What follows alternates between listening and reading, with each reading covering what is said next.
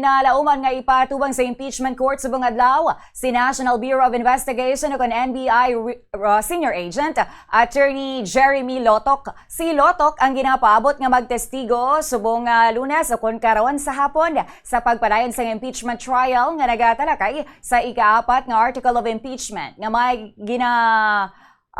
angot sa ginalegar plano ni Vice President Sara Duterte nga pagpapatay o kung pamahog sa pagpapatay kay President Ferdinand Bongbong Marcos Jr., First Lady Liza Araneta Marcos, kaganing House Speaker Martin Romualdez. Suno kay House Prosecutor Representative Leila de Lima, si Lotok ang nanguna sa investigasyon sang NBI sa ginapahayag nga nangin pamahog ni Vice President Sara Duterte. Magadugang man siya sa impormasyon kag magapabaskog sa nauna nga testimonya nga ginhatag ni NBI Senior Agent John Mark Calilong. Ginsiling ni De Lima nga ipathag ni Lotok ang proseso sang investigasyon ang mga natukiban sang NBI kag ang basehan sang pagrekomendar sang kaso sa Department of Justice. Sa piyak sini wala na ginpahibalo pa sang prosecutor ang posible nga testimonya ni Office of the Vice President Chief of Staff Zulaika Lopez nga ipresentar sang prosecution bilang hostile witness subong manina nga semana.